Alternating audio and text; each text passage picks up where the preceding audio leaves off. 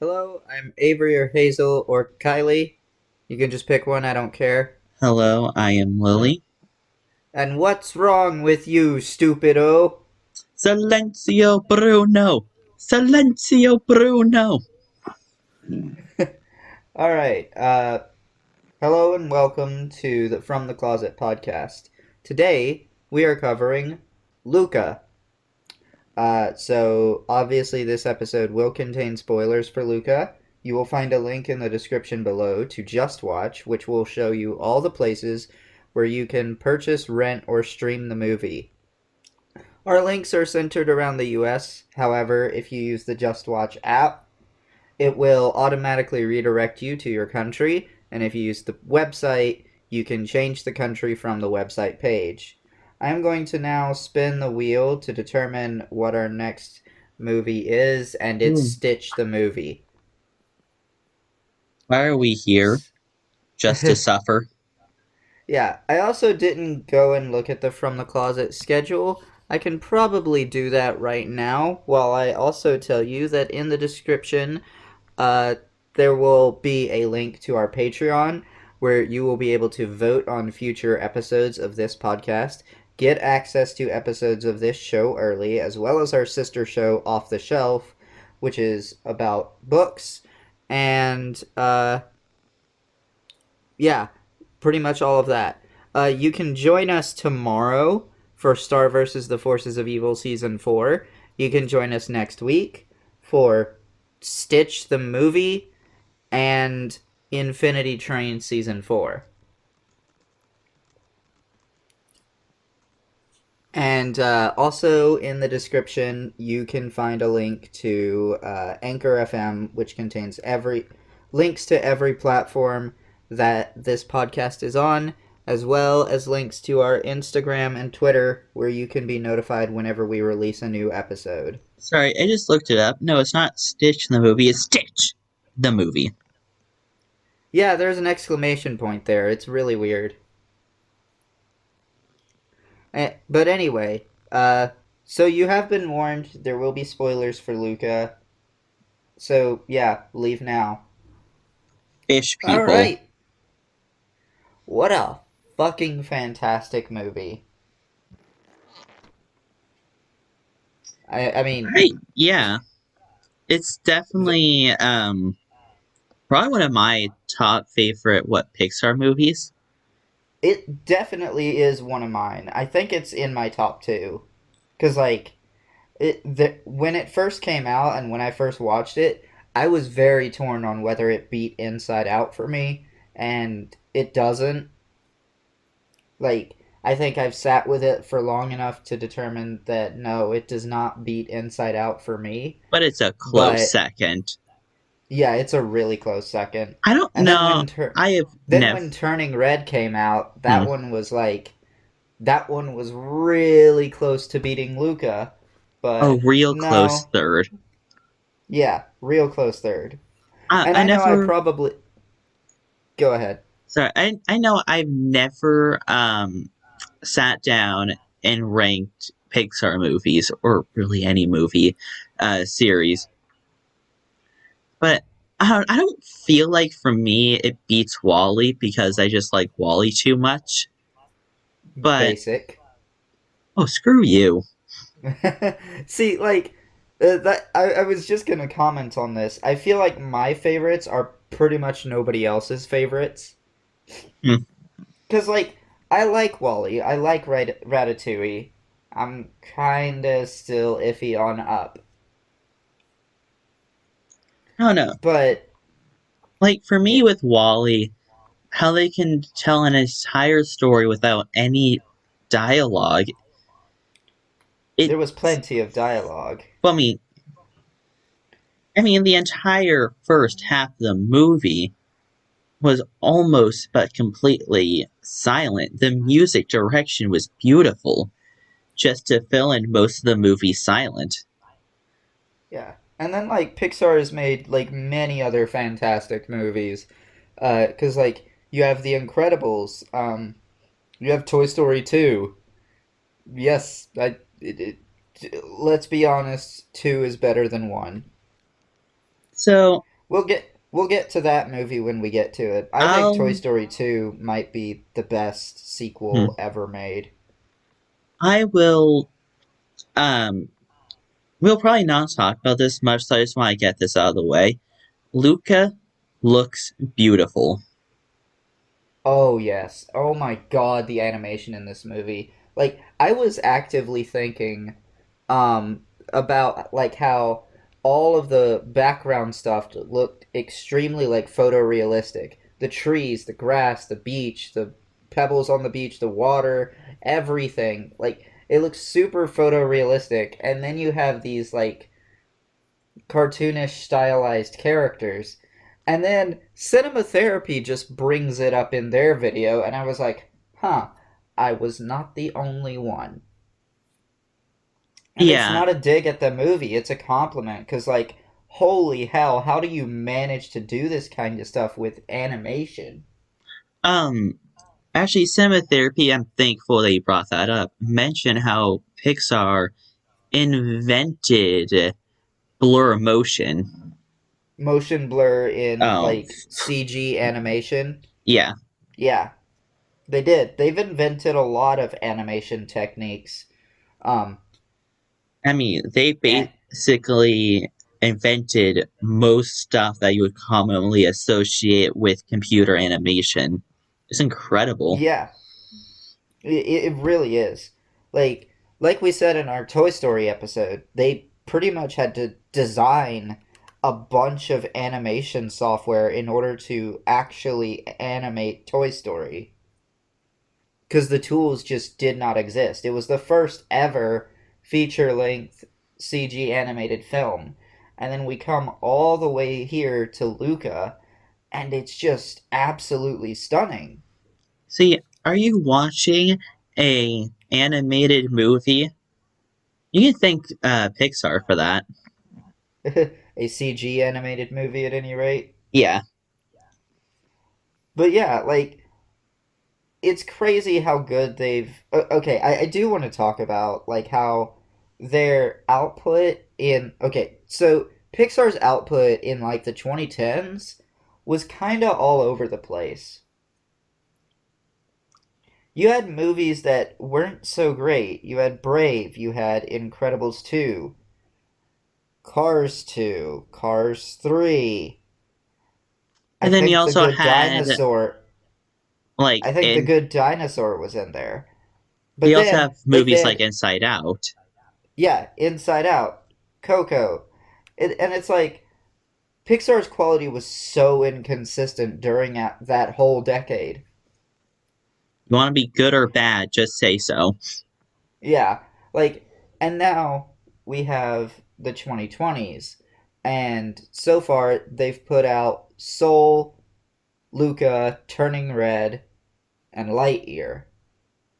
Is it Now, kind of weird that we've covered three of four of those movies? I don't think it's weird.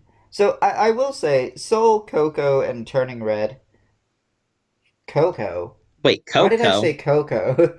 Soul, Luca, and Turning Red are just absolutely fantastic. I know there are people who are like, oh, Turning Red is mid. Nah, it's a I would great movie. like I don't know how I would rate it. Maybe low A, but I would not sink that low to call it mid. Yeah, like, wild.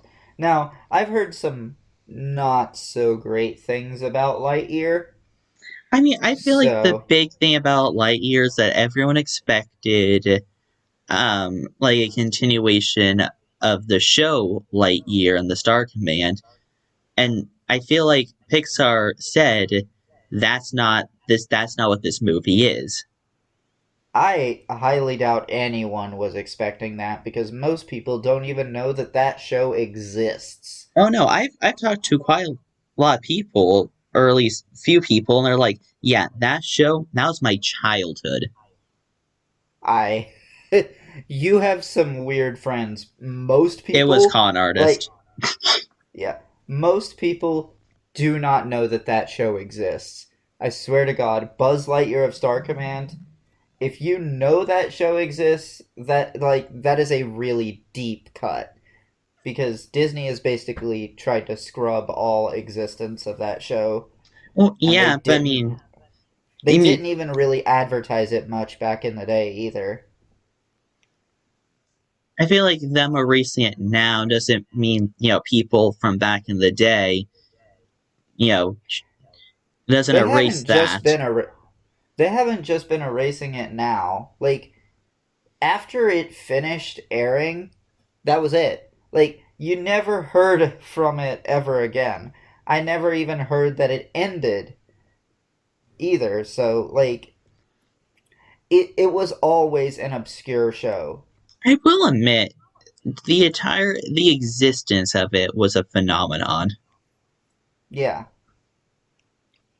But I feel like what people were expecting was some kind of story that like involved Buzz being bleh, that involved Zurg being Buzz's father in some way, and from what I hear we got not that.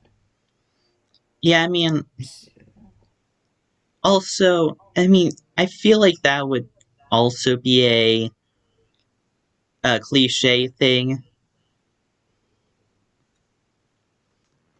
You barely see any movies do it, but like half of every movie makes a reference to it. Well, see like the whole point was that like Buzz was a parody of Star Wars. Like that was always the point. And the fact that they didn't go that route with Lightyear is what makes what at least from what I'm hearing makes it disappointing. And I feel like it's good for them to go in a new direction with Buzz. No, because it's supposed to be the movie that Andy watched that made him want a Buzz Lightyear toy. So it's like inconsistent with the actual Toy Story movies. But anyway, we're way off topic. Let's talk about Luca and queer coding Hmm. because oh my god, the amount of subtext in this movie where it's like you can't convince me that Alberto is not gay and you cannot convince me that Luca is not bi. I seen that one. Though I didn't get that much of the queer coding. I mean, honestly, when I see this sort of plot line, my mind immediately goes to like that racial coding where like we can all get along, guys. That's done like 500 times, so I'm glad it wasn't that. See, one of the things to me that like makes it clearly queer coding for me is like close to the end when like Alberto gets like revealed in front of everybody, and then Luca chooses to reveal himself, and then like they get declared winners, and like they stand up to Ercole and everything. Uh, so you have that scene, and then you have these two women who then choose to reveal themselves because they're inspired by Luca and Alberto. It like that is a textbook queer story. There are so many older LGBT people who have come out because they felt inspired by the newer generations like acceptance and like just general better attitude towards LGBT people than prior generations. Also, It I'm sorry, go but ahead. what I love about this movie is that there can be a lot of stereotypes on how to do a movie like this, and I'm glad it didn't really follow any of those. Yeah. And I'm also like another thing too. It's nice to watch a movie every now and then where the stakes really okay. I don't. I don't know if stakes is really the right word, where the plot isn't really this like big grandiose save the world kind of thing. You, Cuz you, like you're we not watching The Incredibles. You're watching Luca. You're watching fish people try to get a motor-sized bike. yeah, they're trying to get a motorcycle and like they're trying to win a race. Now obviously there are some stakes involved. Like they're very much worried that they're going to, be murdered, but it's not it's not some big grandiose save the world plot line. Um, like you can argue that Lilo and Stitch kind of dips into that. Big Hero 6 most definitely does. And then I mean, you have a lot Sea of of Monsters. movies like what was it? Finding Nemo. Like, well, actually, I guess that had stakes, but definitely not Save the World. I feel like Save the World is definitely getting old. I feel like I don't know if it's like getting old. It's just nice to have a break Yeah, um where we have a more lighthearted tone, even though we're talking about literal murder, child murder. oh yeah, that makes it a whole lot worse. That They the somehow managed to humans keep. do the murders. They are here to do murders. How that line always gets me. Yeah, that line is just great.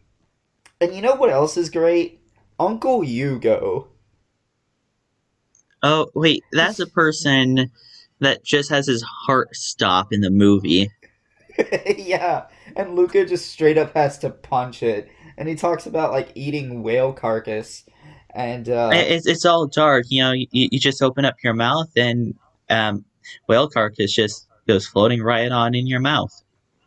so have you seen there's a series of YouTube videos where this guy just bleeps out random parts of the movie and your mind just kind of fills in and makes it sound so much worse. Oh wait, yes, I have. Yeah, So there's one for this movie and they bleep the word carcass. I'm sure you can imagine. I can imagine fully. Yeah, it was kind of something. I okay. So also Julia's fucking precious, fantastic. I That's I the love human, her. right? The Yes, okay, the human girl. the human girl. Yeah, she. What a okay. Not only is she an absolutely fun character, just like on screen in general, but like she kind of helps awaken Luca's desire to learn about the world, really. And yeah, it kickstarts this jealousy plot line, which, like, it would feel cliche if it wasn't for the addition of, like, the whole story with um, Alberto's father and like abandonment issues. Instead, it feels very real. Yeah, it was him cleaning on. He's putting all of his eggs in one basket, and that basket's Luca. Yeah, But I like how his character progresses. You see him, claim to Luca about all of these seemingly bullshit things. yeah, and It, and like it's the other thing too is like there's that one scene where like Alberto reveals that he's a sea monster to Julia, and then I mean Luca's and he's basically trying to force Luca to come out. Um, and yeah, that doesn't really go well for him. I And the I've seen another plot line like that where it was in Infinity Train where Hazel was um, reveal that she was a knoll, and then what I found our main character is like, what is that? I have never seen this before. And Yeah, I obviously, don't. the main character was clearly wrong in that situation. Yeah. But I I don't know, like this whole situation, like I've I've been where Luca is, and I it's sad to say I've done the same thing. Um, because like when you do it's really not. Oh, okay. How do I put this? What Luca did wasn't great, but what Alberto did here was worse. In plots like this, I always like to call it like they're trying to out asshole each other. I don't think Luca was trying to be an asshole. He was scared, and yeah, he threw his friend under the bus. I mean, Alberto was just being an asshole. um, it's how I get away with because a lot of people like to cling on to one or the other. Like this person is 100% guilty. This other person has never did anything wrong. It's a way of thinking of where there can be multiple wrong people, and that's fine. Yeah. Yeah, and it like the important thing to remember too here is like these characters are children. It's okay if they make bad decisions. That is also true. Actually, how old is Alberto? I cannot. I want to say all the characters are around like 12, 13. Yeah, I guess what I really want to know is Alberto and Luca. Like, which one's older? I always thought like Luca is younger. Maybe, but like I can't imagine by much. Yeah. But yeah, okay, so I really do another thing I want to talk about is Julia's father, and for some reason I can't remember his name. I think it's something like Massimo or something. If he did have a name, I'm pretty sure they very rarely used it. But yeah, I love his okay, I love his intimidating nature. I love that that I love the whole dynamic of like showing a family that maybe it like that isn't really together but is still it by all appearances healthy. Like Julia stays over in Geneva, which I can't even remember where that is because I'm bad at geography. I think it might be Switzerland. Ooh, Uh Switzerland. but yeah, and then she spends the summers uh in Italy. And like it's a really cool thing. And then also talking about the dad, his missing arm. It's one of I think the brilliant things about this movie. Like you just automatically assume that it happened like at sea or something. And then we actually get the reveal that he was born that way. Okay, I looked it up. I was right. It was Switzerland. Uh, yeah, such an intimidating person, but really, really a nice person when you think about it. Yeah, and Like when you like get down to it. I I just really really love how they subverted expectations there in a good way. Like we've covered a movie on our podcast before that tried to subvert expectations way too much in a bad way. Which one? Iron Man 3. Oh yeah.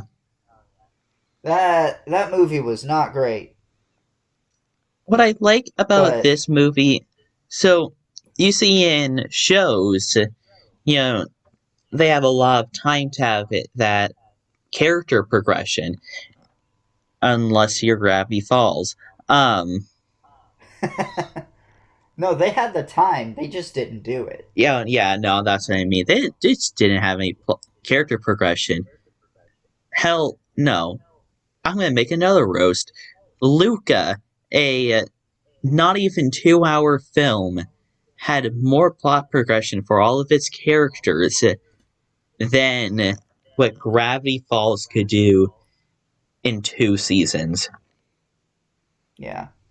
And like the I love at the end we have the scene where like after they've won the race and everything, um there's this moment where Alberto looks at Luca, looks down at the Vespa, and keeps looking back and forth, and then like leaves the Vespa and runs after Luca.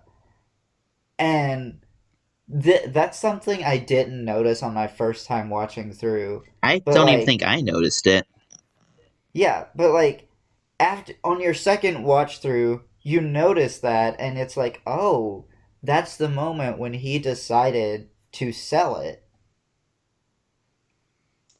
I love that. I like how he threw away the Vesta in order to make his friend happy.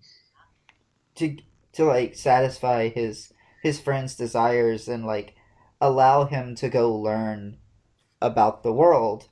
Um, and then like I love too that it's implied that he's moving in with Julia's father and helping him out, and like it can help fill the void that his own father left behind.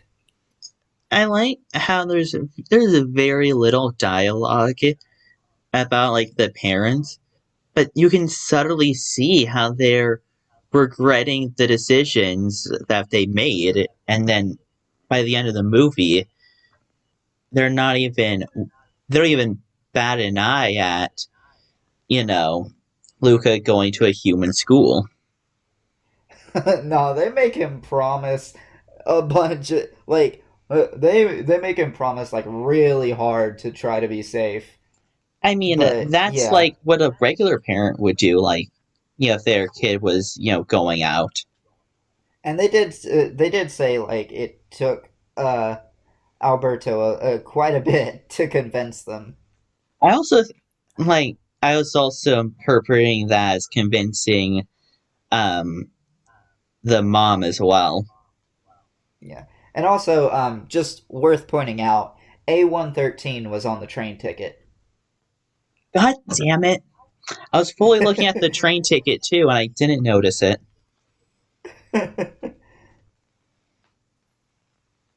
But yeah, so fantastic there. Something something else I want to talk about. We got a decent amount of time, I think. Yeah. Yeah, we have Okay. plenty of time. Okay. So Pixar theory. We're gonna talk about it in every single Pixar episode we do. The way this movie fits is interesting. There are two plausible explanations. I think one of them is way more plausible than the other.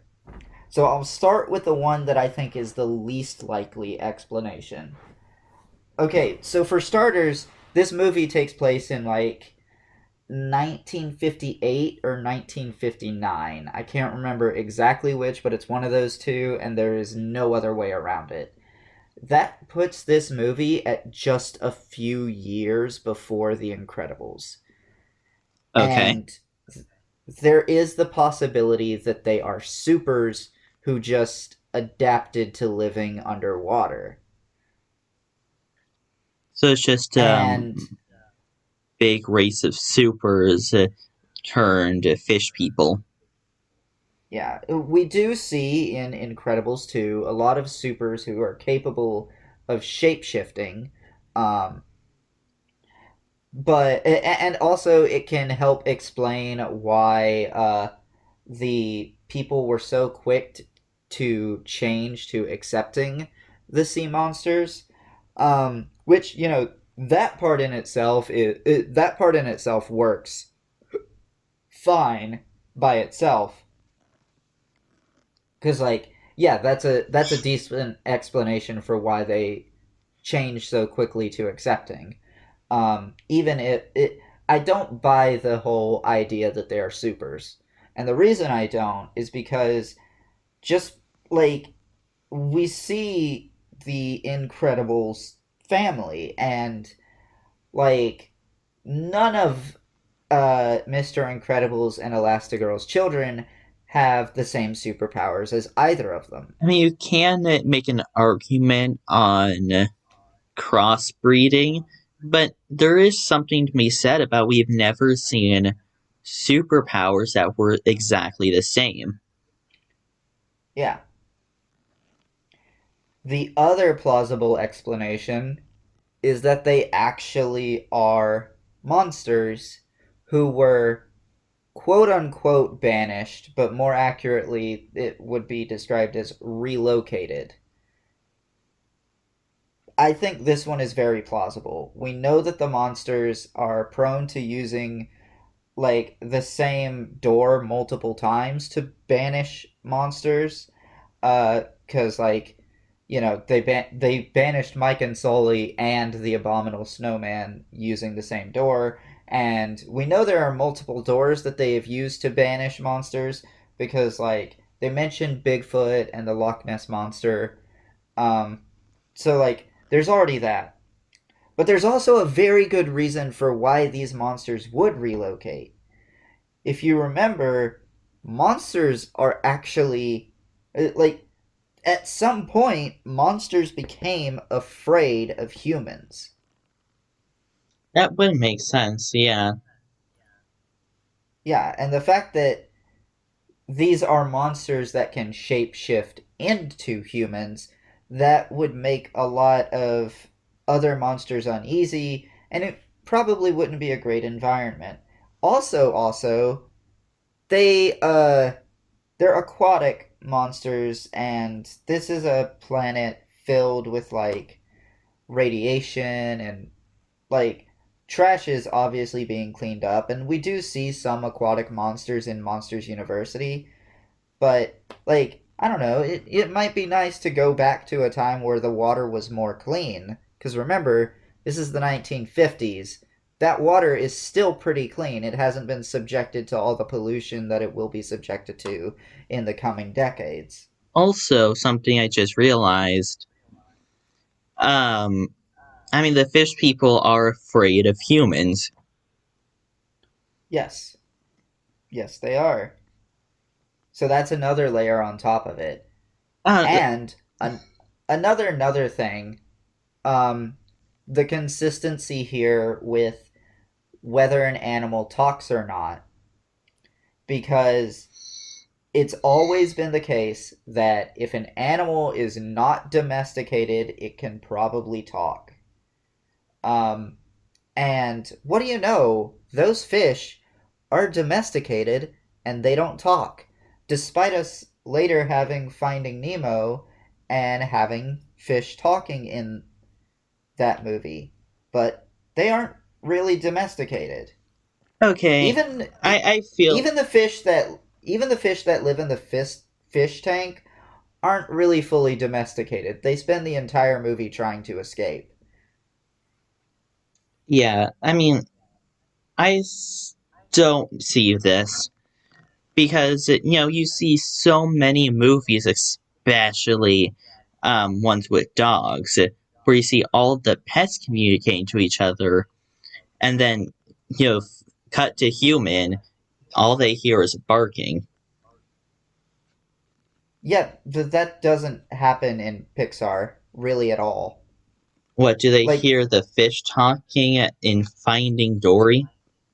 Is that no, like there really just is no scene that crosses anything over like that. Like even in Ratatouille, when the rats are talking to each other, the humans aren't around. I The only weird exception to this rule that I have seen is Up. And that's a whole nother thing because there's like technology involved. Um, so, I yeah, I still think that the Pixar theory is a bit rocky, especially with animals and talking and all that. But there is something I want to talk about something completely different in Luca. all Can right. we talk about Discount Gascon? I'm sorry. I don't know if I'd call him Discount Gaston, but That's the only vibe I was getting from that. I love when Luca absolutely just roasted him though, without even meaning to. If Fan- his entire actions almost seemed like the ones of Gascon, just Italy. This is Italian Gascon. Gaston. But anyway, like I don't know. Like I think he's a great character because like you hate him and you're meant to. Um, Just so and he doesn't get a redemptive arc, which I feel like would have been a little cliche. Like let assholes stay assholes. It's fine. definitely. And well, what I like about him is that he didn't get like this redemption arc, but he did get beat up by his two lackeys. That's what I love. I also love how when like Julia just I love how there's this whole thing of like Julia being a little bit cringe, like talking like saying stuff like, "Oh, your evil empire of injustice is coming to an end." And apparently, I mean, it's clear that is not the first time she said that. Yeah, it's like it's quite memeable. I like But yeah, how they allowed the characters, especially the children characters, just to be just a little bit cringe. yeah. Um Turning Red excelled at that. Like it really did. Yeah, I don't know how much I'm willing to watch of like just the cringe moments, but it definitely did that. Yeah, it's one of the reasons I love the movie. Like, there's a level of cringe that you can have that works. And then there's the Emoji Movie. I'm sorry, you just cringed by mentioning that movie. and and also Ralph Breaks the Internet. That movie, well, first of all, that movie did not need to exist. They Yeah, went on what movies make rules. Sequels should abide by those rules, not break them as they see fit. Ralph Breaks the Internet broke those rules. and there was so much they could have done too with a sequel that they just didn't. Like there was good potential for a sequel. They just Like seeing wasted how it. yeah, it was just completely wasted. Like, oh, let's use this movie as a way to advertise other movies, products, websites, and also make a bunch of outdated meme references Okay, and if you really want destroy to, our character destroy our characters in the process. if you want to make a movie, just dear viewer, if you want to make a movie, don't put meme references. Memes die out so fast, and when they do, rewatches are basically impossible. If you're gonna, use any meme, then use Rickrolling. I swear to because that that meme might as well never that die. meme will yeah, that meme will never die. It's been around since 2007. It ain't going anywhere. Actually, I would love to see a movie that just Rick rolls the entire audience. Yes. But yeah, real quick before we end here, I do want to go back on the Pixar theory. Like, I don't really find any particular issues with animals. Like, I don't know. There are a couple of weird things. There's the cricket in Wall-E, or is it a? I don't I'm remember. pretty sure It's it's a something. cockroach. Cockroach. That actually would make more sense as to how it survived all of that shit. But I mean, you could also just argue it never really was trying to say anything. I mean, what would you say to Wally? Yeah, exactly. And like okay, Buster in Toy Story never talks. Um and like I can forgive Mordu and Merida's mom for not talking in Brave because there's like magic involved with that. Magic. It's yeah, like that's its own thing. Um and then like Soul is weird. Well, Soul is basically what I just said to you. It Yeah, is except animals, but I don't even know how he is having a conversation with 22. That is the last thing on my mind. yeah, see, it's like Soul is a weird one because like Joe in the cat's body is very clearly talking, and 22 in Joe's body can very clearly hear him, but nobody else can. That's just gotta be some soul shenanigans. I don't imagine the cat itself can actually talk. No, this specific cat can talk to specifically Joe Gardner's body. Yeah, I feel They like have a they the have a fact, weird link. yeah,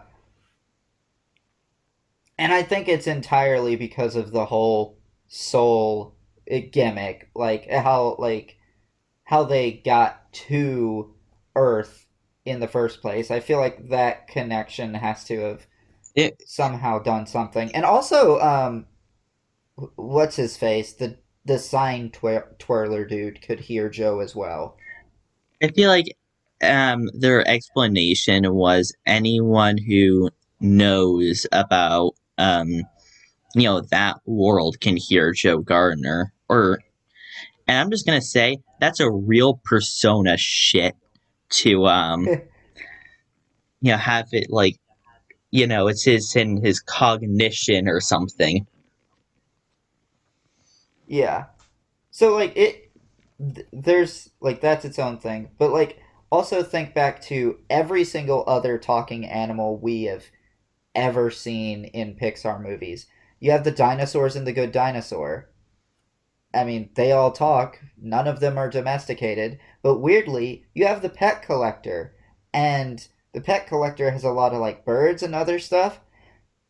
They don't talk.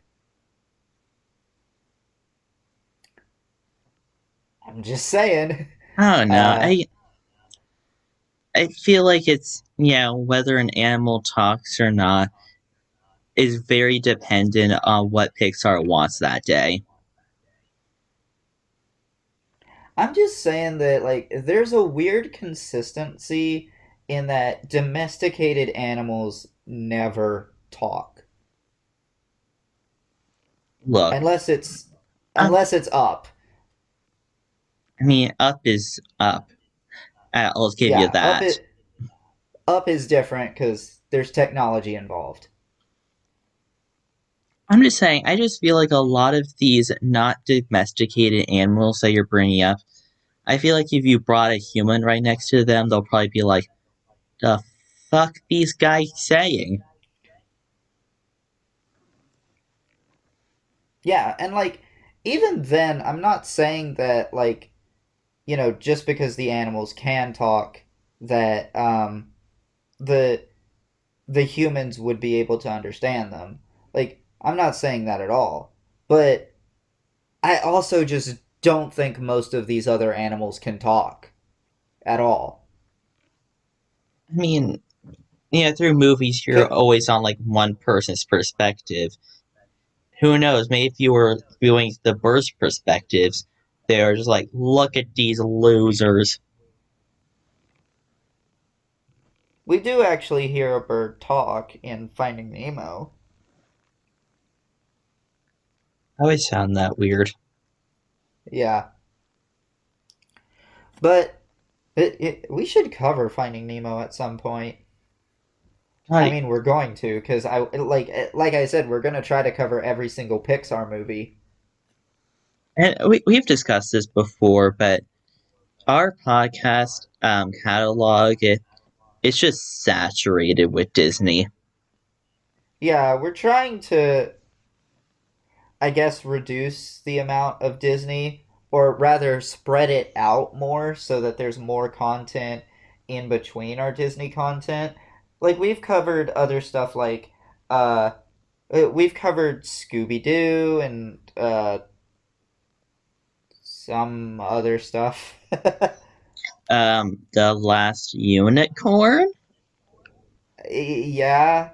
Um and why can't I think of anything? What the hell? Well, and Cloudy with a Chance of Meatballs and Mean Girls, and we still haven't covered Mean Girls 2, and I don't know if when we will ever be able to. We covered But I'm a Cheerleader and Love Simon. mhm. This movie has weird parallel to Love Simon in that like Oh yeah, they're talking about that as Albert well. yeah, Alberto kind of trying to sort of take away Luca's choice about when to reveal who he is to Julia. And like in Love Simon you have God, what was his name? Martin Yeah. literally takes away Simon's choice to reveal that he's gay, and it's heartbreaking. Uh, Check out our Love Simon episode.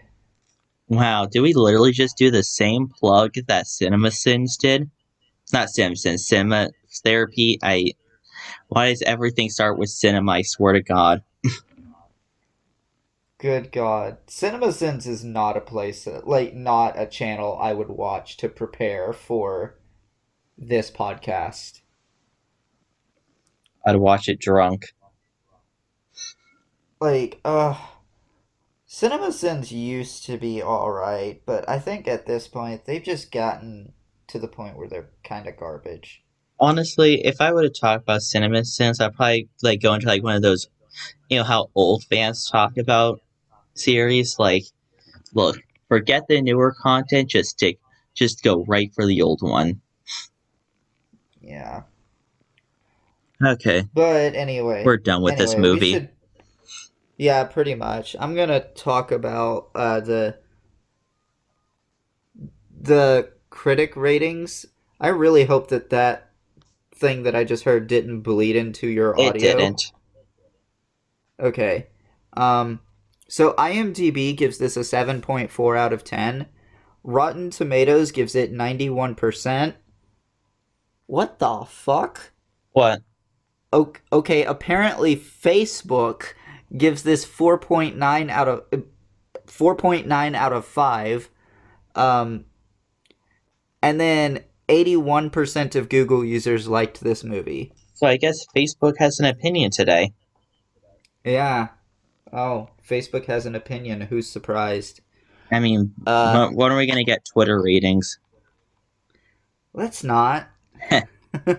um, But yeah, Luca, go ahead this and movie is so good, but how would I rate it? This is such a meme, and I'm gonna play right into it. don't you dare. Wait, and actually, that's actually a bit too low. fuck. I'm going to so I'm gonna rate it two things. Just frick it. I'm gonna rate it 8.6 and 7.8. It's too much water. See, I knew you were going to do it. I was literally thinking about that joke myself before you even said it. But yeah, 8.6 is your rating. Yeah, Uh, I'm giving this movie a 9.2. I really genuinely love it. It is a fun watch. I don't give a lot of Also, movies into the 9.0 unless it has dragons. Then apparently it gets front row access.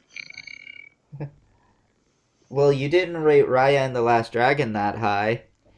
Yeah, there's other requirements with being a good movie. I mean, it was okay, but not last, not How to Train Your Dragon level. Yeah, like it doesn't leave a lasting impression other than like disappointment. It Like exists. it's an okay movie. Probably would have been a better game. Yeah, probably. But yeah, with all that being said, I've been Avery, that's been Lily, and Silencio Bruno.